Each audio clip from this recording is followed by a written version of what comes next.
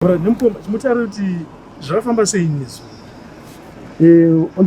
31st, yes, I was parked here. Ndichidopinda pamba kumashure. Ndabuda ndichinotenga mosquito coil. Ndabuda vandotenga mosquito coil just here. Ndatenga mosquito coil, vandabadza mosquito coil mumota. Because mosquito coil ndandisina machisi mumba. Vandapinda nemosquito coil vandasvika vandanoisiya panze. Vandashaya pekuita sei? Pekuisira. Vandatege ndibude ndidzokere kwandatenga mosquito ndipiwe kastand kaya. Ndikwanise kuisa mosquito coil. Saka ndakasiya ndakaisa pabucket. Vandabuda vandaenda pastand vandoona vavhara. Then pandakaona vavhara vandangoona vamwe vandanda kutaura nawo. Vandapinda mumota. Vada ndipinze mota mugedhi papauya police. Zvakanzi uri kuite kunze curfew hours. Mota yarira radio. Mukutoridza radio mukuite panapa ndikati ndogara pamba apo. Saka ndipo pandoita sei? Ndipo pandoda kupinza mota mugedhi. Saka polisi haina kuita sei? Haina kunzwisisa. Obva watanga kutoita zvekuti chitotora makiza kuti tobude tiende. So Pleaded nemunhu akanga aripo kuti ndiite sei? Ndikukwanisa kuvhara mawindo emota. Then pandakaita key on ndivhara mawindo emota. Iye akabva toita key over atora makizi aya. Vatoenda, vandibata trousers, jean, vandikanda murori nemo. Then patakangoti tingofamba about less than 100 meters. Yes, patakangoti famba tingosvika pazasi apo. Ndakabva ndatanga kukumbira shanda kandichikumbira kungodzokera ndinogovhara madhoo. Ndinokiya madhoo. Eni mumba ndine coil ndese ndaita sei? Ndakabatidza. Saka ndachida kuita sei? Ndachida kunodzima coil yaya. Then akaita sei? Akaramba, avaisi vakaramba. And then ini ndakangofunga kuti pamwe sevanhu vandibatira pamba pamwe pavanosvika pamwe pamashops vachazondisiya ubva ndidzokera unoita sei? Unopinda mugedhi. But takatoenda pese ndaitongovakumbira ndikakumbira mukadzi akanga aripo muhombe wacho mapurisa akanditi dzokera unogara pasi. Vatafamba vatadhiraivha vafamba vachiita marounds avo vatazoenda ku-CA police station. Then ndiri ku-CA police station vandasvika vandambogara panze vandazonzipinda kumasales St. Mary's police station. Yes, vandadzichipinda mupolice station ndipo ndakatanga kutoona kutosimba kwenyaya yacho. Vandotoka ndomasales ndichingopinda imomo about 15 minutes later mupurisa yabva asvika vati makizi emunhu ngaatore makizi ake vandivadzosera makizi angu emota. Ndandine foni. Saka ndakaedza kufonera vanhu vandaifungidzira vanokwanisa kuuya kumba kunoko. But the other guy wandakafona akanditi ndiri kubudiriro. The other guy akanditi handisi kukwanisa kufamba because kune curfew ndinokwanisa kuzosungwa zvakare. Saka vanhu vese vakaita sei? Vakati hapana. So my mentality yanga yangoti let's hope yazosara ikaita sei? Ikadzima. Then ndakatorara kumasales. Pandakazofuma kumasales mashamwari angu echipurisa akanga achitaura nemapurisa iwayo ndokazokwanisa kukurumidza kuti ndiite sei? Ndibatsirwe. But mashamwari angu endaita vataura kuti kumba ndasiya kusina munhu ende coil yakabaka. Zvokuti matext acho ndaitoita ndinawo mufoni ndaita zvokuti vatumira matext. But zvese vakatryawo kuda kuti ndiite sei? Ndibatsirwe. But mapurisa iye vakaramba. Kusvika ndatozoya kuno kumakuseni. Ndichisvika kuno kumakuseni kumakota to 10. Kumakota to 10 ndakangoona pamba pangori nevanhu vakaungana. Then umwe mukadzi akanga abatsira kudzima moto wacho ndakangoti uya paside pane zvaitika pamba pangosipo. Mumba makasara mukaita sei? Mukatsva takazovhura dhoo tichida kuti sei? Tichida kuti tidzime moto tidhimure magetsi. But takazongodhimura magetsi but moto wanga watoita sei? Wanga watosprayed watoita sei? But ini ndakabva ndatovaudza kuti apo no haasi magetsi. Ndakasiya mosquito coil yange yakabaka. Saka inofanira kunge iri mosquito coil yakasara ikapisa zvinhu. Saka takazoona kuti zvinhu zvakaita sei? Zvinhu zvatotsva. Vazotraya kunorepota kumapurisa kwacho kuti ndozvaita sei? Ndozvaitika. Ino mapurisa kwacho vakati ndakandisina kukwanisa kutaura kuti ndinzwisise kuti vangaita sei ndozvanga zviripo kumba. Ndakaemphasize kuti ndakataura nemi zvikanzi taura mupurisa wacho. Mupurisa wacho ndikamuzivewo here because vese vangopfeka mahelmets handizokwanisa kumuziva angari manheru. Ndikati handina munhu andingamboita but one thing I know ambuya ndakatovaudza ndimukadzi wacho inini I don't remember uchinditaurira izvozvo. Angari mukuru pakuru acho akangoti inini I don't remember uchinditaurira izvozvo. Saka ndakatoona kuti is their word against my word. Ende dzimwe nguva yevanhu vemutembo ndikandaramba ndichitaura zvakawanda ndinozoita sei? Ndizotaura zvinenge zvisipo. Because ivo vakazonge vakuti vakandisunga kuma 11-12. but in was short wakandisunga kuma quarter to 10. Ino makatotandira pamba pay. Ndakatotandira pamba pay ndanditori pamba. Zvese ndakanditori nazvo ndakandiri pamba panapa. Makatovhura mandangonzi madhozi kuseri kwanga katovhurwa. Madhozi ekuseri kwanga katovhurwa. Vanozodzima vasvika nekutongopinda. Vakadzima vakatone intention yekuti kunopanya door. Asi vakatosvika vakaona door rakavhurika. Vakasvika vakangopinda mumba. Hapana pakapwanywa. Vobva vatiraya kuvhura door rechi mamune moto macho. But mamune hutsi hwakawanda zviri apa. Mamusingachaoneki, mamusingaoneki. Ndipo vakatanga kudira mabhaketi emvura. Vachingoita sei? Vachingoona pangori nekaflame odira ipapo. Kusvika hutsi uya hwasubsidizer. Vobva ngativhure mahwindo.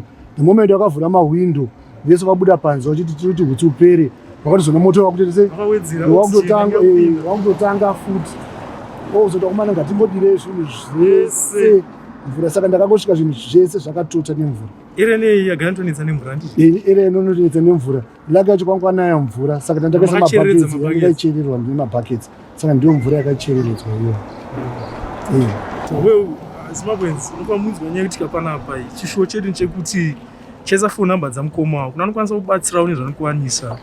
Autenda zvikuru kuna Hope Wechinono is the one who posted this on his Twitter account saying there's an issue that transpired here about police and harassing this gentleman here, and now he's lost his property. We've noticed, we've been inside his house. They're not trying to renovate. The glass is broken, the wardrobes, all his kids' clothes, the school uniforms, the shoes, everything, even his clothes. They are now all torn, gutted by the fire. So we're appealing to everyone who's watching this program. Please, as Zimbabweans, I know you have love. Let's come together and try to assist this family. So there's a number appearing on the screen right now. Please get in touch with this.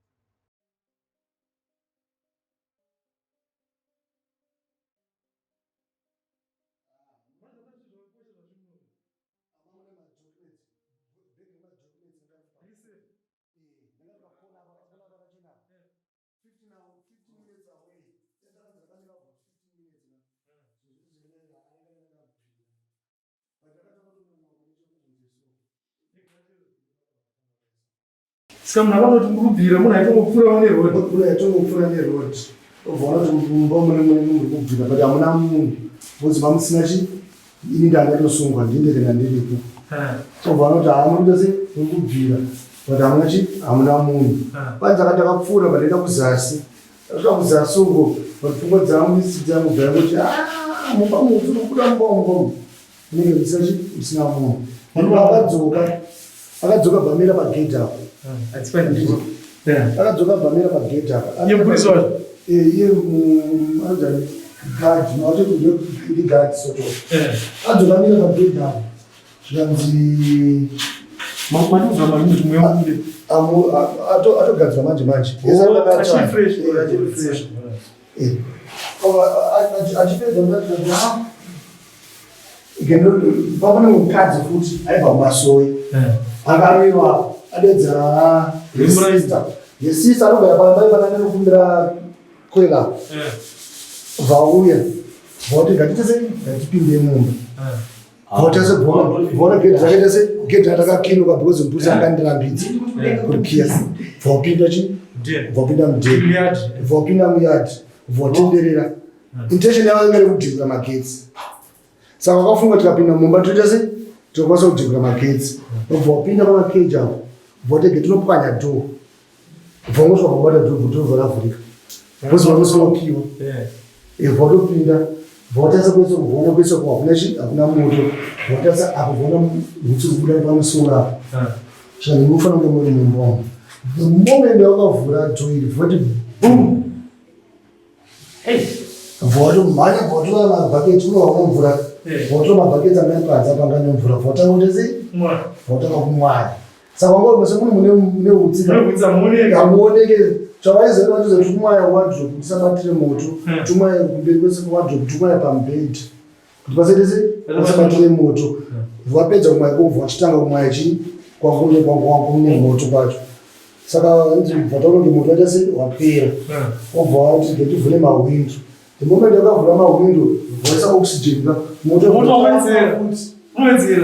watanga kutanga futi votamana moto iwowo vozi zvakaita manje wakavhura mahwindo ukavhoti ngatiende tese panze titese tiri mamupe uzodzoka unomota kutanga autosipeda kuti dzamana ngandimudike pano pese pese pane chikoto baitese patotobva watanga kudira kwese vatangodira kwese vatangodira kwese kusvika moto wazoita se wazvidzinga inga ndakazosvikawo pana pa around 9 mandasvika pane chi ndakatora kuma quarter to 10 quarter to 10 somewhere around quarter to 10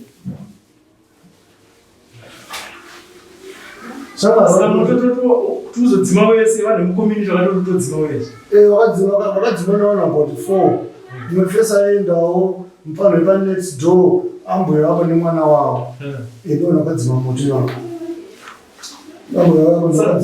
zvimwe zvinhu zvakatsvara zvana zvimunomu zvosanganisira zvipi zvese zvakatsvabatsi takutora kupinda peno kuti zvingoshandisikewo nabhozi tikachibudisa chese exactly ko zvimwe zvinhu zvikukoshwa vamukati zvakachera munazve zvinhu zvakendo zviri panze zvimwe zvinhu zvatakaisao zvimwe zvinhu zvakaura mumerasi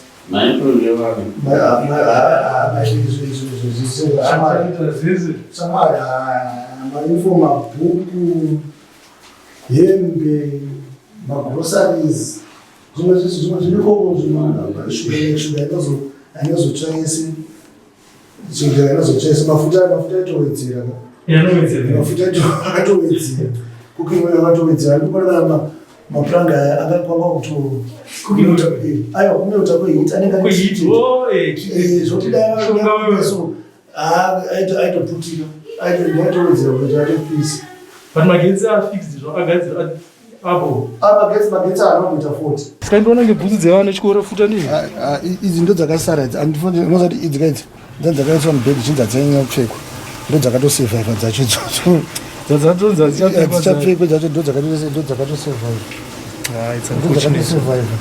dzimwe dzacho dzese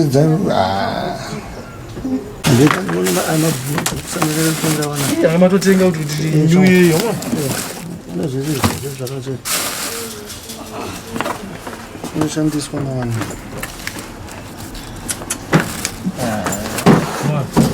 mafesi acho akadzidzisa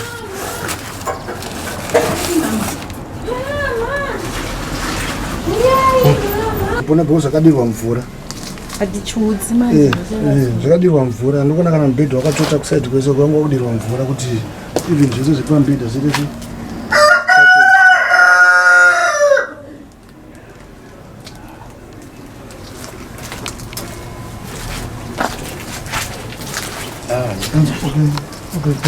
indobhega rari madhokumenzi bhega nemadhokumenzi rikokoko mutongoni kwawo unokuiswa neso ibhutsa ndaitaura kuti bhutsi idzi dzemwana inyowani dzandakatenga musoro sambo muti makasiya mosquito coil ndakasiya mosquito coil ndonga ndari pajagi ndikuona izvi itori nyowani bhutsi haina tombopheka ndakaitenga musi wednesday ndakatenga musi wednesday pabhata imwe yacho haichatomboti kana ndikaita iripo kandei munokwasatoti kunyeka komo mati imamurasiya mosquito coil alright coil kubva maudza timu iri